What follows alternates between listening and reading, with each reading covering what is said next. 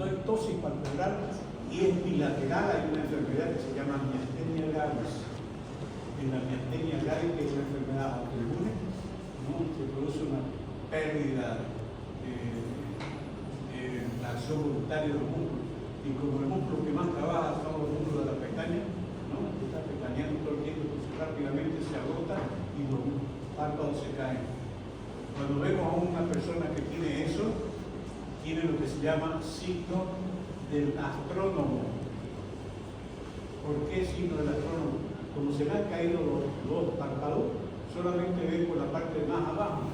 Para poder mirar hacia el frente, la persona hace así, mirando para atrás para poder mirar por aquí. Entonces pareciera que está mirando la luna todo el tiempo. Por eso se llama astrónomo.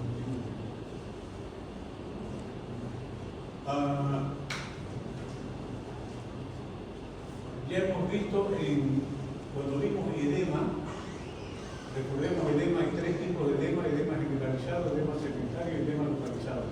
En el edema generalizado había edema renal, edema cardíaco y edema hepático. El edema renal es un edema matutino, es decir, que empieza por la mañana y se aprecia en la cara, principalmente los párpados. ¿Por qué los párpados? Porque los párpados tienen una mala adhesión a la piel que está más adentro, son muy laxos. Entonces, cualquier cosita que haya hace que se deposite líquido debajo de los párpados.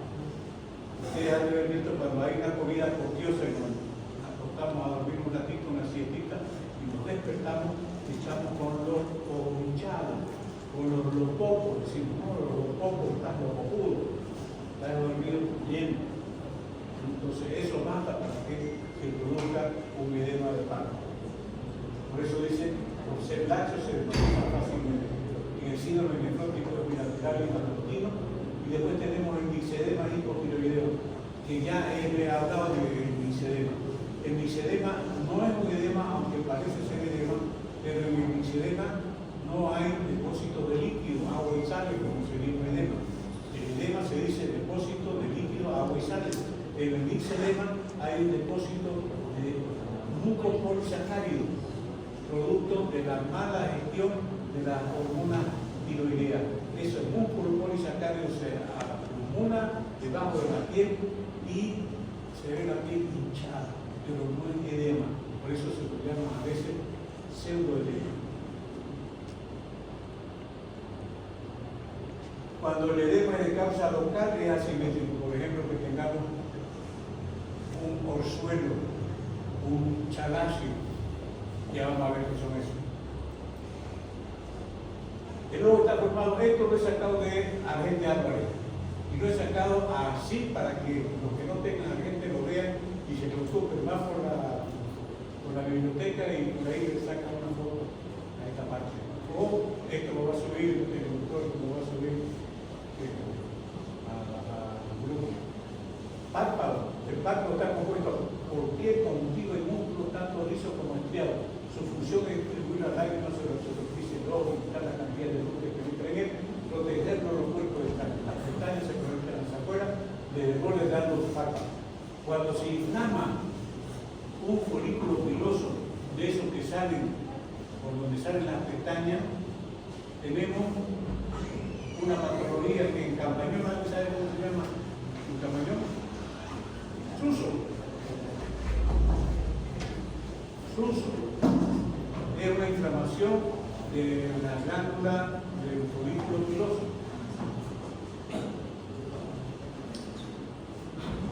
Conjuntiva. Esto es importante.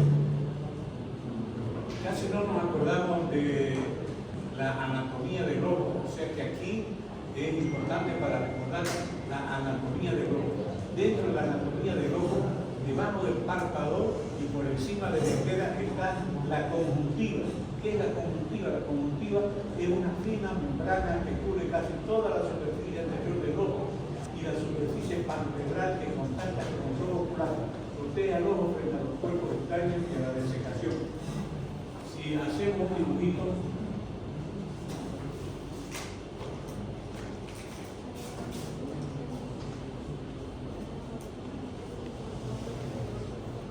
la conjuntiva viene así por detrás del párpado vuelta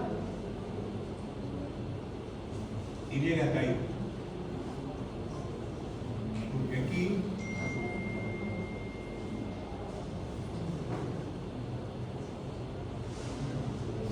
más o menos así, aquí está el ojo. Por ahí entra la luz, esta es la pupila.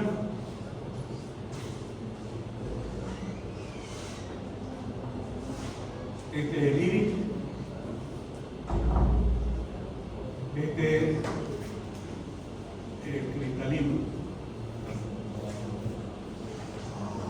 Entonces, aquí hay una glándula que se inflama y produce una inflamación aguda. Folículo piloso. Y aquí atrás hay otras glándulas que se llaman meibomium, que también se inflaman y producen una inflamación crónica.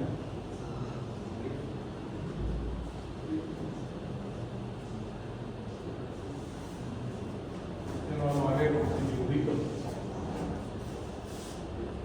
Otra cosa que hay que recordar, la glándula lagrimal. ¿Alguien sabe dónde está la glándula lagrimal? Más o menos. Aquí arriba, aquí adentro, aquí afuera, detrás del ojo, debajo del ojo. Ángulo superior externo, ahí está. La glándula lagrimal se encuentra en la porción temporal del párpado superior. Temporal. Externo. Superior externo.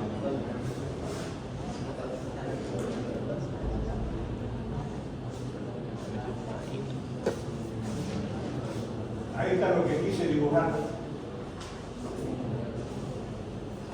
Lo que quería mostrar es que la conjuntiva cubre la córnea, perdón, la conjuntiva no cubre la córnea.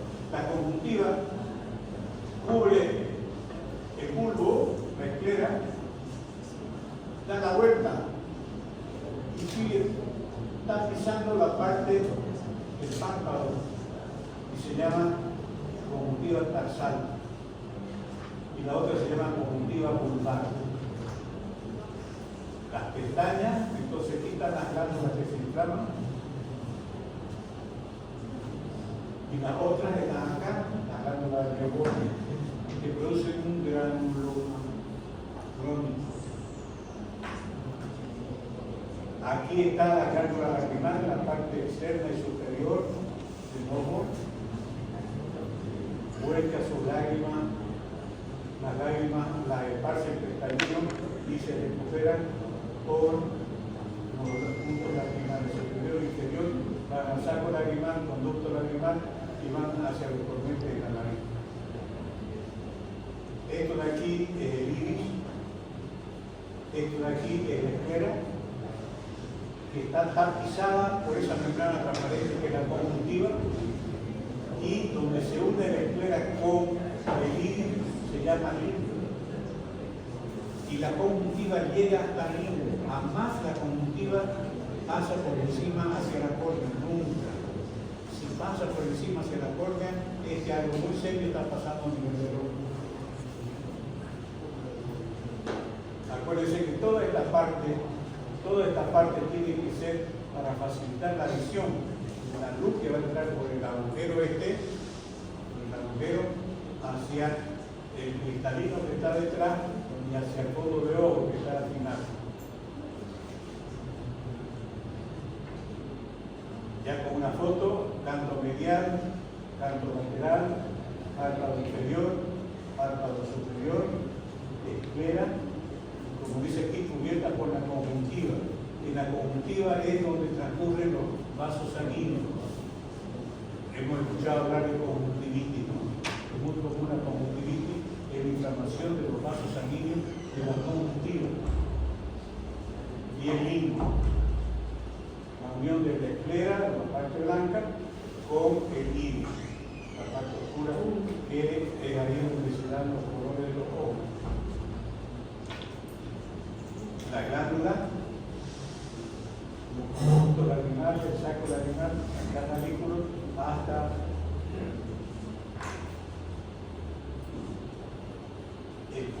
ciliar. Esto es importante recordar que el cuerpo ciliar es el encargado de producir el líquido llamado humor acuoso. Aquí está produciendo líquido, ese líquido va hacia la cámara, esta cámara posterior, hacia la cámara anterior, y es la que mantiene la presión dentro del ojo. Y todo ese líquido se expulsa por el conducto de Schlemmel. ¿Han escuchado hablar de esa patología donde se aumenta la presión del ojo?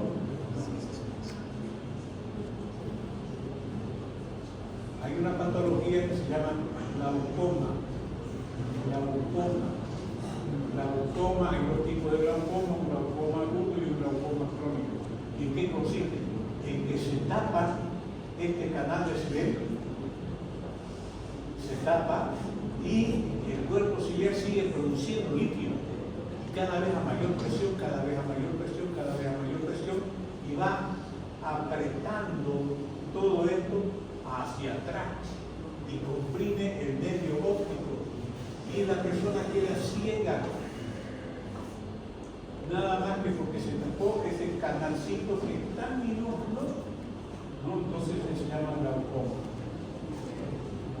Y hay una forma de ver si tiene alguien glaucoma. Toda glaucoma agudo produce mucho dolor de ojo y ojos rojos, que ya vamos a ver, muy importante hacer diagnóstico diferencial de ojos rojos con conjuntivitis. En la conjuntivitis también el ojo está rojo, pero en la glaucoma, aparte de estar rojo, está dolorido, está inflamada, hay edema de papila y el dolor importante.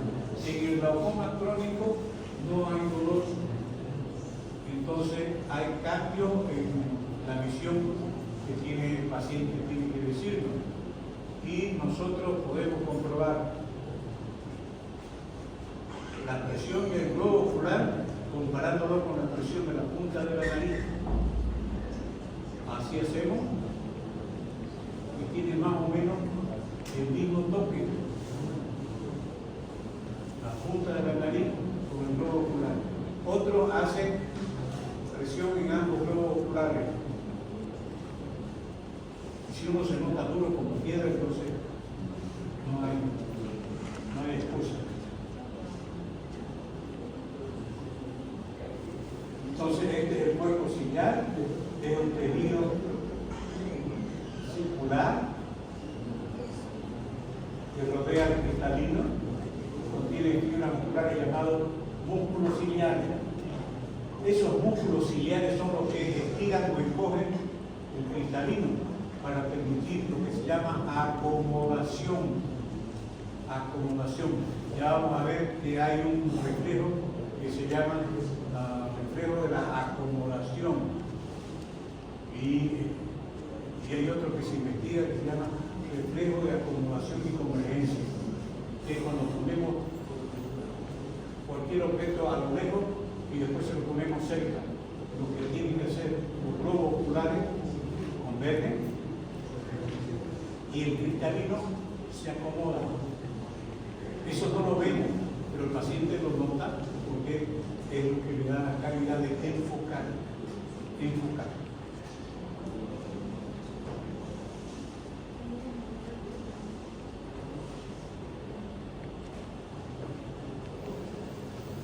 Estas son palabras que hay que aprender. ¿Qué es blefaritis? Inflamación del borde libre de los párpados. Blefaritis puede ser aguda o crónica y se manifiesta por pequeñas costras descamativas. Blefaritis, inflamación del bléfaro, es decir, del párpado. Orzuelo es un nudillo inflamatorio, habitualmente estafilocócico, del folículo piloso de una pestaña. Es lo que yo decía que en español se llama ruso. Doloroso, tenso, rojizo y saliente en el borde palpebral que puede circular en forma espontánea. Eso empieza a hincharse, duele y de repente se revienta y hay que sacarle la semilla, dice la gente, ¿no? Hay que sacarle la semilla. Se lo aprieta y sale una semillita que es del estafilococo. chalación. El chalación es un granuloma a partir de una glándula del meibomio, que le dice allá en la parte de arriba, es chalación, inflamación de la glándula del meibomio. Tiene una inflamación crónica, produce un granuloma crónico. Entonces ese granuloma crónico está ahí y está como una bola que molesta cuando pestañea, pero no está inflamado, no está rojo, no está doloroso, no está caliente. ¿Por qué? Porque es un granuloma inflamatorio crónico. Chalación. Hace prosidencia en la cara anterior del párpado y no en el borde. Esa es otra diferencia. De que el suelo es del borde, porque es de la pestaña, y el chalación es de las glándulas del meibomio. Las glándulas del meibomio son glándulas que están produciendo sebo, grasa, para lubricar el ojo. El epitelioma vasocelular es un cáncer frecuente que se ubica en el párpado interior y tiene aspecto de una pápula brillante con su centro ulcerado. Lo ponen aquí porque es algo muy común. Es tan común que lo ponen en un libro de serología. ¿Y por qué es común? Porque muchas veces ocurre en personas que están expuestas al sol, entre ellos deportistas, los tenistas, los futbolistas y los menonitas, que trabajan en el campo. Digo los menonitas porque es más frecuente que son las novias de los Tinguécula, otro término a saber, es un engrosamiento triangular amarillento, graso que puede observarse a por lado de la córnea. Entonces, es un engrosamiento de la córnea. Perdón, un engrosamiento no de la córnea, sino a los lados de la córnea y con depósito de grasa. El engrosamiento es de la membrana transparente, debe ser transparente, la conjuntiva. Y ahí se deposita grasa y se ve amarillento. Pterigón. No confundir pterigón con tinguécula. El pterigón es una membrana vascularizada conjuntiva que aparece a ambos lados del ángulo del ojo y puede invadir la córnea. Eso es importante tener en cuenta que la córnea tiene que ser siempre transparente, no tiene nada la córnea encima, no tiene ningún tipo de membrana encima de la córnea. La córnea directamente en contacto con el área.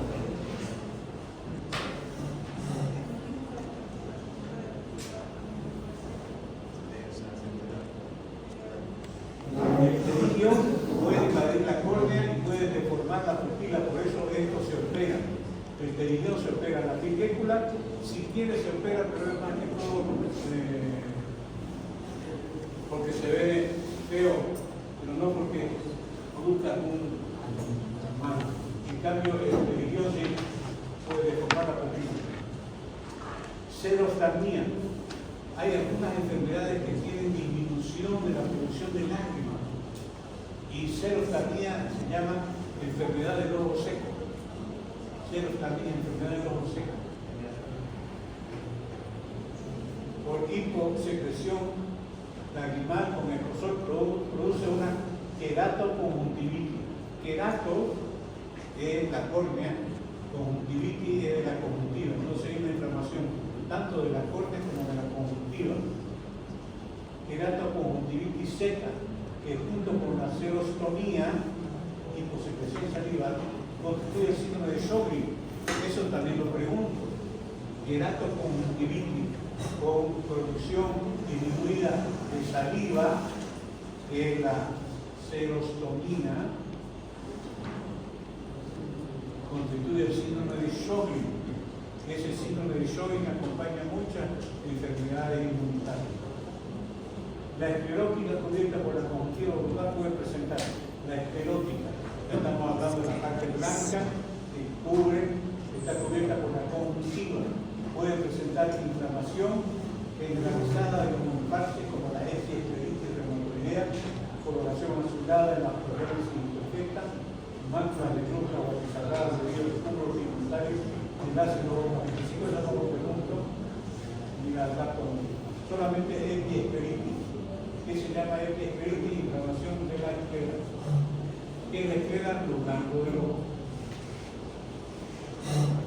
Anillo de Kaiser-Fleischer es una banda parduco-venosa de 2 a 3 milímetros de ancho en el limbo corneano. ¿Cuál era el limbo corneano? La unión entre el iris y la esclera, ese es el limbo, la unión entre el iris y la esclera. Entonces ahí queda como un halo, como un anillo blanquecino llamado anillo de Kaiser-Fleischer. El anillo de Kaiser-Fleischer por acumulación de cobre en la degeneración espazio-lenticular, enfermedad de Wilson, un color verduzco. Nubéculas, así se llama, opacidades tenues y los leucomas blancos, son lesiones cicatrizales de la córnea de forma y tamaño variable. Y el queratocono, la córnea se hace cónica. La córnea, es decir, la parte transparente que está por delante de los. Y aquí vamos a ver ectropión. Ectropión es el borde inferior del párpado inferior que está volcado hacia adelante. Eso es ectropión. Y no cubre bien el ojo, deja un espacio. Ese es el ectropión. Orzuelo, aquí tenemos un orzuelo. Lo importante es que está en el borde de la pestaña. Ya saben que el orzuelo es una inflamación del folículo spinoso de la pestaña.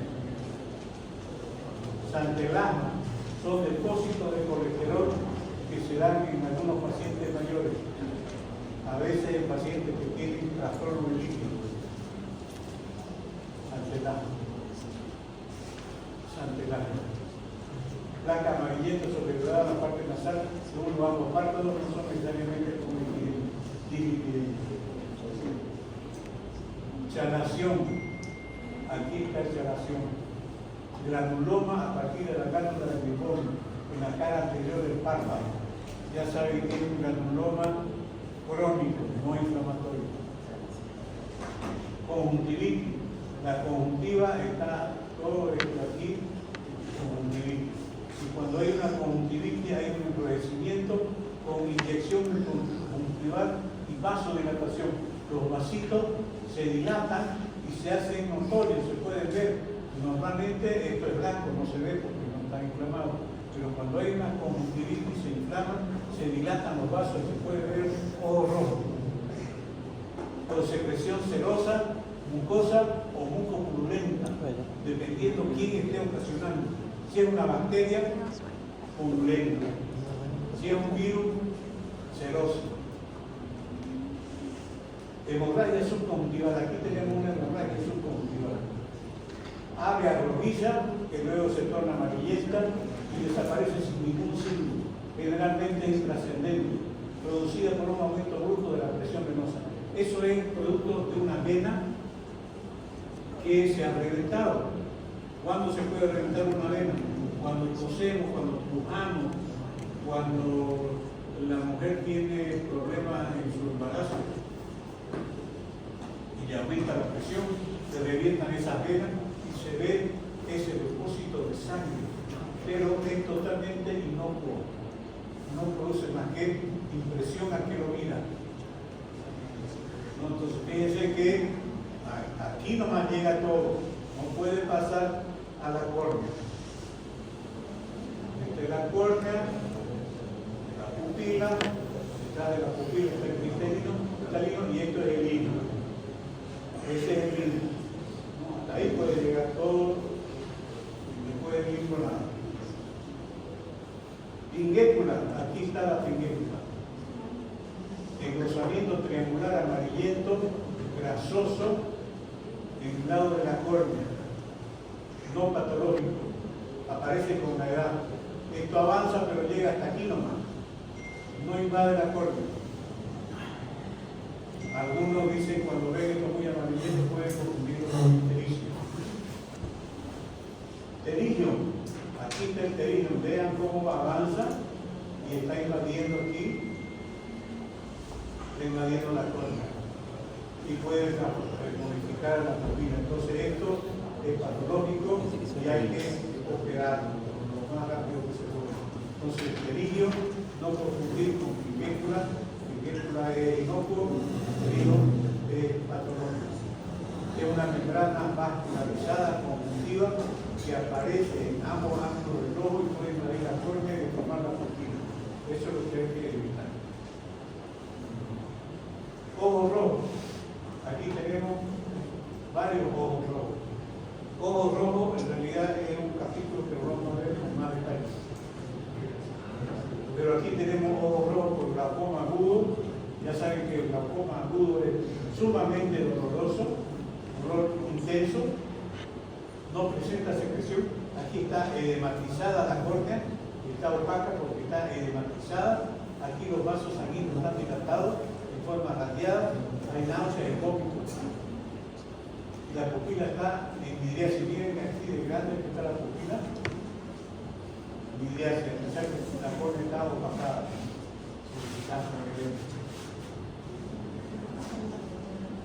Lo vamos a comparar con la conjuntivitis aguda. La conjuntivitis aguda, aquí vemos los vasos dilatados que llegan hasta el limbo, no pasan de ahí del limbo. Puede tener secreción clara o muy turbulenta, tiene una sensación quemante. A veces la persona tiene sensación de tener tierra en los ojos. La visión está normal, la córnea está normal, la pupila está normal, pero los vasos sanguíneos están dilatados, no llegan aquí y tienen distribución labial.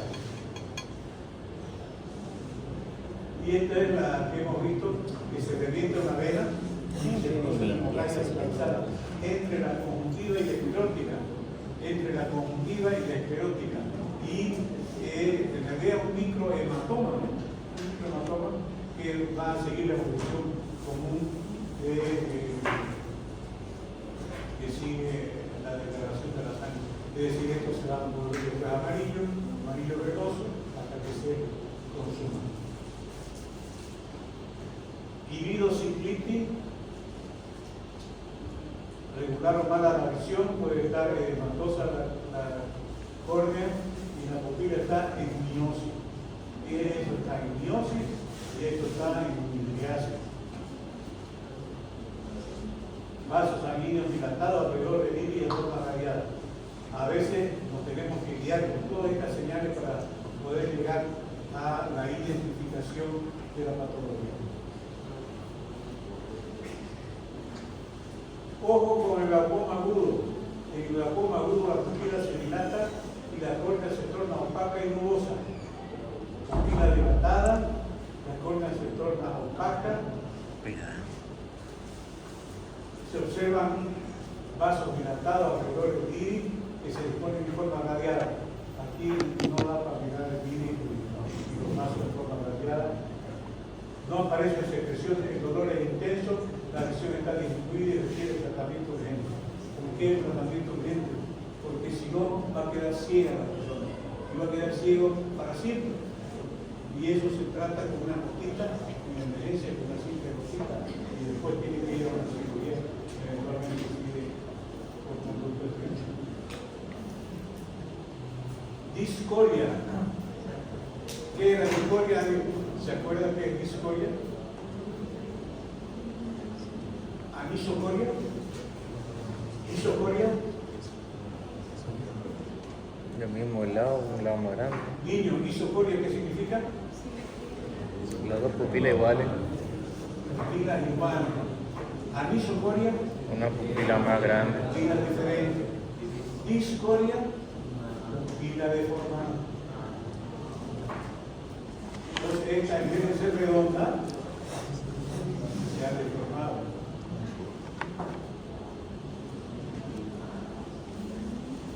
Aquí tenemos el arco corneano. Este arco corneano aparece en las personas de la tercera edad. Y a veces el paciente no tan viejo, pero que tiene algún problema monolítico. Y aquí hay una cicatriz corneal que se llama nebus, nube, una nube corneal. Hemosis, inflamación,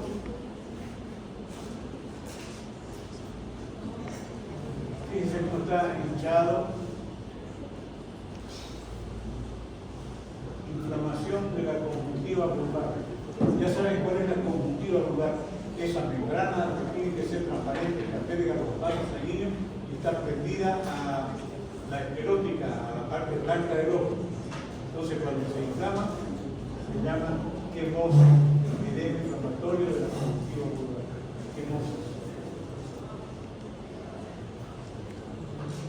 Exosarmia hipertiroidea, claro, una hipertiroidea así. Es la protrusión de los globos oculares por depósito de ciertas sustancias detrás del globo ocular que lo saquen para el cambio. Esto después de que se trata se observe que hay. Si trazamos una línea van a ver cómo el ojo está protruido.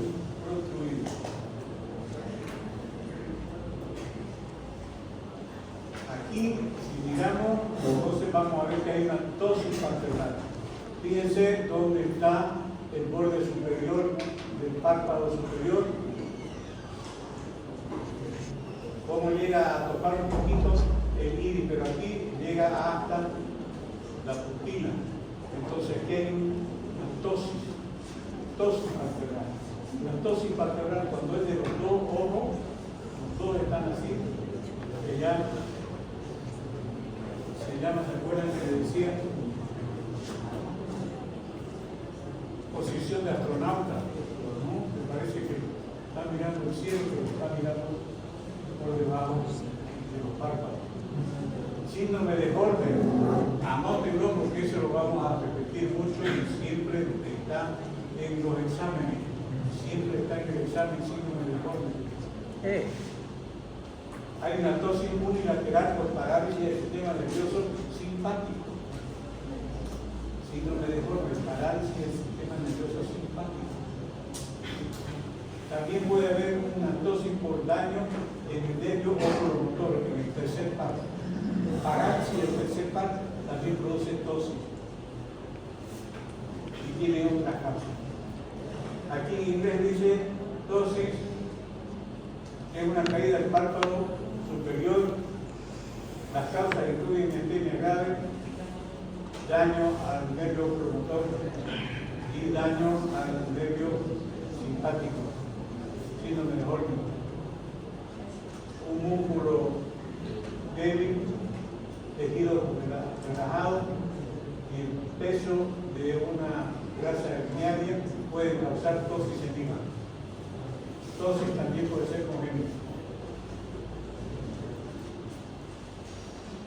Ya lo conocen a este zósterostámico, que es extremadamente doloroso. Extremadamente doloroso, no se aguanta ni la brisa.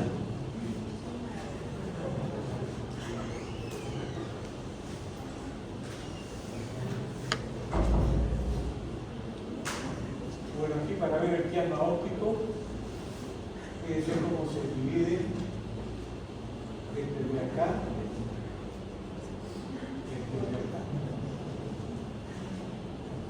Hay tumores del quiasma óptico o tumores que comprimen el quiasma óptico y producen ceguera.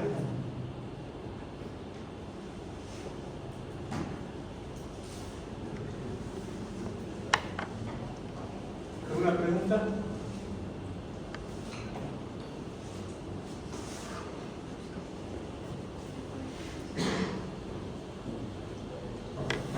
Entonces vamos a ver la nariz.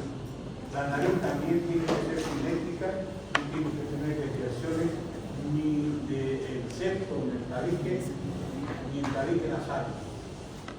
Hay que ve si la fosa nasal está permeable, se tapa, se respira el paciente, que se tape una nariz, y respire, que se tape la otra, respire, a ver si está permeable ambas narices. Nariz en silla de montar es causada por la sífilis, porque nada más un niño que nace con sífilis, la rosácea, que es una enfermedad de la piel, tiende a deformar la nariz por el crecimiento de la glándula de la nariz. Rinofima es el estadio final de la rosácea, hay hipertrofia de la glándula sebácea de la nariz. Quedan como enormes bolas. El alcohólico tiene la nariz roja con telangiectasia.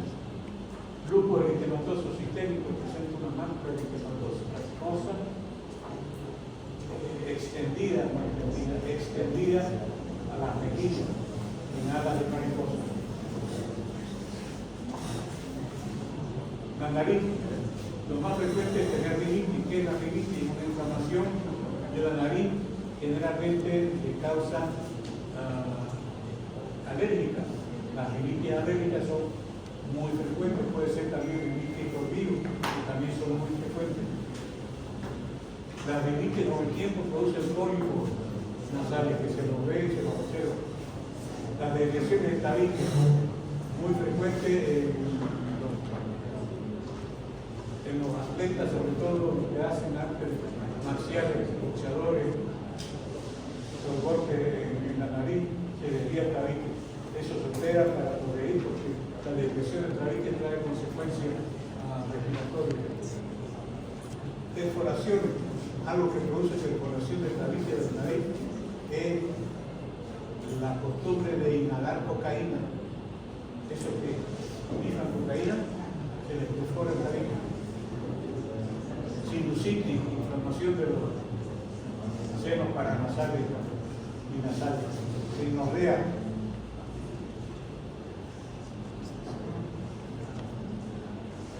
corrimiento de líquido por la nariz. Transinclinación de los senos paranasales.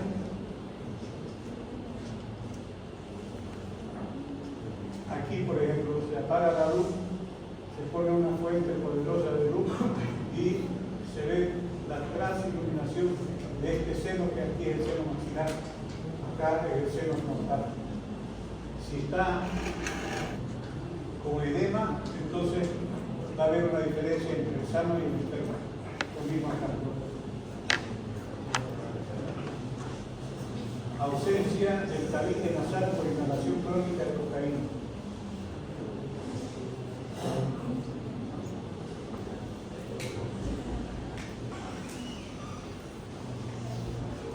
Boca. Empezamos la infección de la boca por los labios. Ya sabemos que la comisura tiene que estar centrada, tiene que estar simétrica. Ya hemos visto que las comisuras se desvían, se pierden los surcos nasogenianos en las parálisis faciales.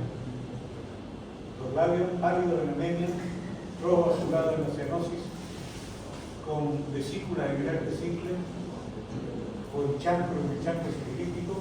En el carcinoma del labio también hay una úlcera, boquera en estomatitis angular, la boquera en estomatitis angular producida por hongo, itis, inflamación de la infección de los labios, hasta moniliasis o candidiasis. La cándida generalmente es la que produce boquera y itis, la cándida albicans. Aquí tenemos un chancro sifilítico en el piso de la boca. No se pregunten cómo llegó a tener en el piso de la boca un chancro sifilítico. No se pregunten. Glándula, les he hablado de la glándula.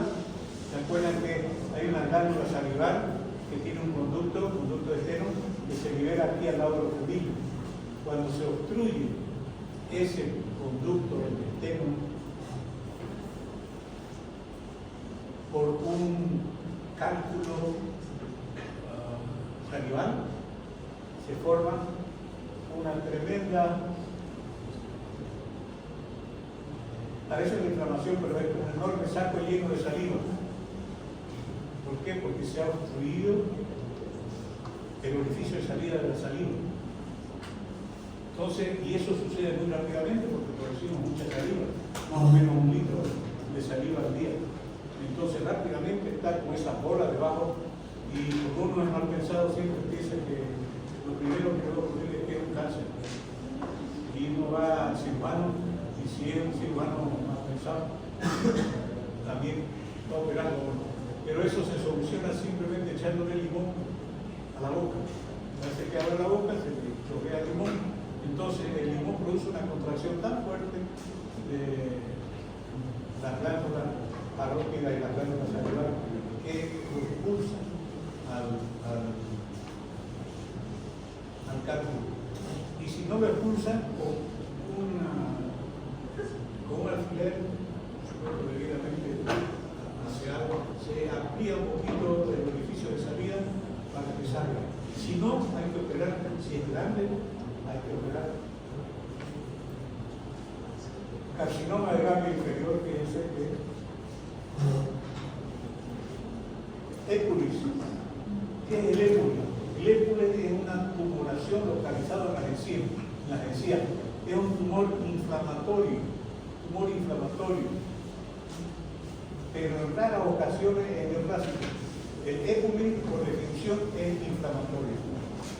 Fíjense aquí, porque hay un diente que está en malas condiciones,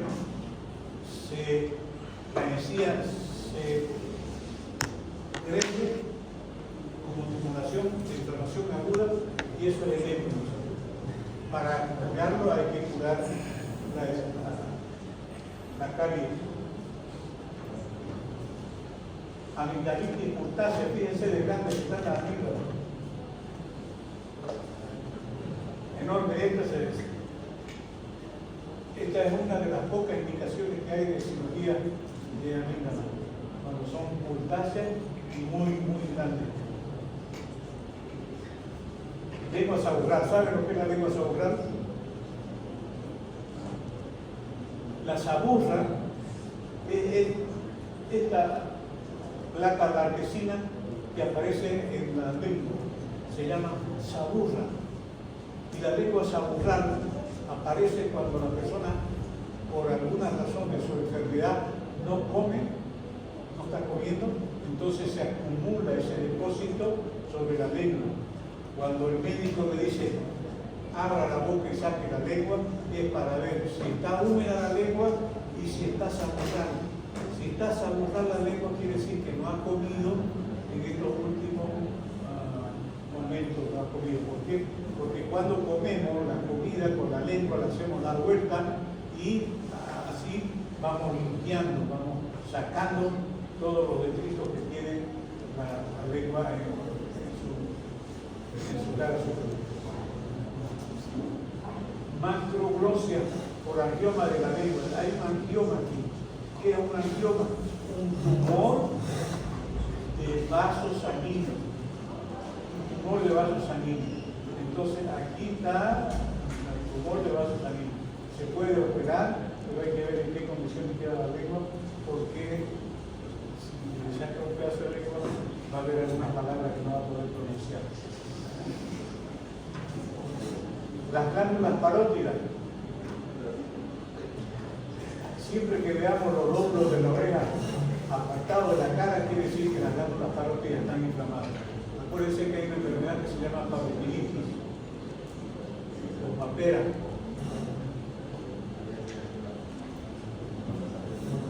Aquí tenemos un tumor crucito de norma de glándula parótida.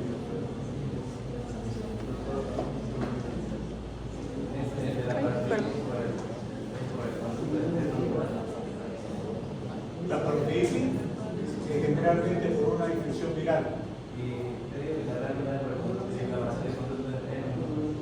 También puede dar pero el conducto externo generalmente tiene una boca más grande de salida, entonces es difícil que se obstruya, pero si se obstruye eso va a pasar. A veces la curva, la saliva ahí en la banda.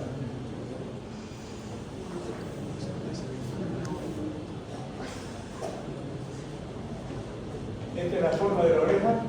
Esto se llama helix. Esto de aquí se llama anti-helix. Esto se llama trago. Y esto de aquí se llama antitrago. Trago, antitrago. Helix, anti-helix. Entrada del conducto auditivo, lóbulo de la oreja. Todo se llama pabellón auricular. Aquí tenemos la posición de los distintos senos. Senos frontales, senos maxilares. Acuérdense que hacíamos la transiluminación de este seno poniendo aquí la luz y de este otro poniendo aquí la luz y observando por dentro. Carcinoma del pabellón auricular. Hematoma del pabellón auricular. Bueno, aquí se ve que está hinchado, pero no veo el hematoma. Esto sería el hematoma. Otitis externa. Hay una otoscopía, aquí una foto de otoscopía, se ve un tubo al conducto auditivo externo, vemos acá una foto y aparecen todo esto como residuos. Eso es la otitis externa. Y muchas veces hay supuración de contenido en la otitis externa. Aquí tenemos el cuello. Voy a aprovechar esta para hablarle otra vez de los ganglios. Cuando vemos los ganglios, lo primero que vemos son estos ganglios aquí, subclitonianos, después submaxilares, después subángulo-maxilares. De ahí nos saltamos aquí al esternocleidomastoideo con los ganglios superficiales del cuello, que están sobre el esternocleidomastoideo, se lo puede papar muy bien. Pero habíamos dicho que hay dos ganglios de la cadera profunda. Uno acá arriba y otro acá abajo del lado izquierdo. El de abajo es el ganglio del trasier, del bicho, el ganglio centinela. El de arriba es el ganglio amigdalino o amigdalar. De aquí nos vamos a los ganglios supraclaviculares, intraclaviculares, ganglios de la nuca, ganglios occipitales, nos vamos hacia adelante, retroauriculares y después los preauriculares. De esa manera es que hemos recorrido todo el cuello y no se nos escapa ninguno de los ganglios del cuello. El cuello tiene dos triángulos, un triángulo anterior y un triángulo posterior. Lo vamos a ver con más detalle, pero el triángulo anterior es el borde inferior del maxilar, borde anterior del esternocleidomastoideo y la línea media. Esta es la línea media. Mientras que el triángulo posterior, el borde posterior del esternocleidomastoideo, la clavícula y el borde anterior del trapecio. Estos dos triángulos del cuello son importantes desde el punto de vista sobre todo quirúrgico, porque aquí están algunos cambios en el triángulo posterior y esto forma parte, aquí la parte anterior, de lo que habíamos visto, el hueso hioide, la tiroide, tiroidecoide, es decir,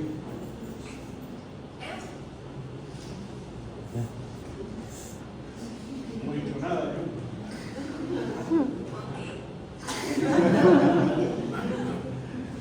Lo escuchan, ¿no? Es que me escuchan. Síndrome de Klippel-Feil. El síndrome de Klippel-Feil es un síndrome congénito donde nace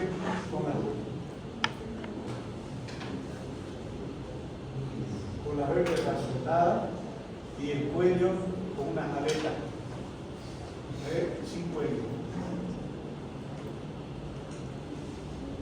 Sin cuello.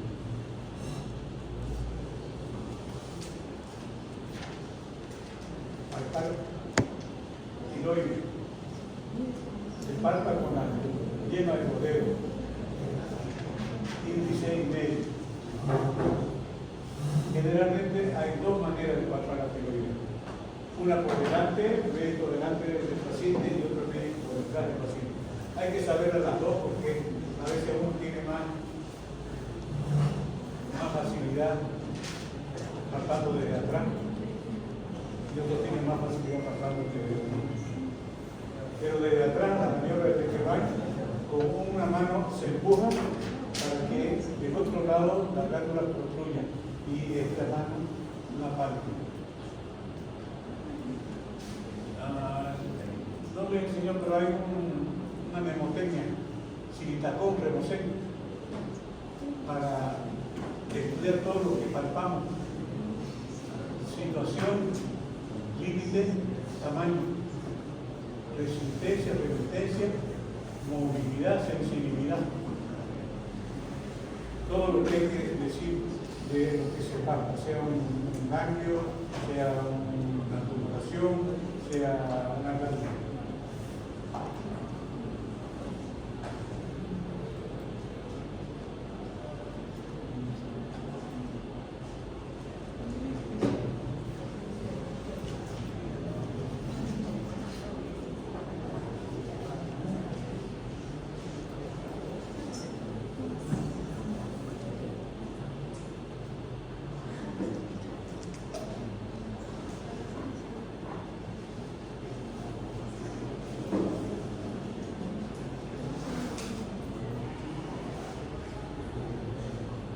Ya lo vimos ese, ¿no?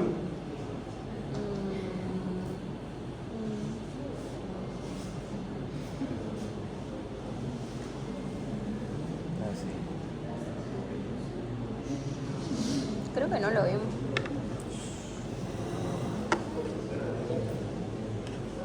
Ok, ¿alguna pregunta?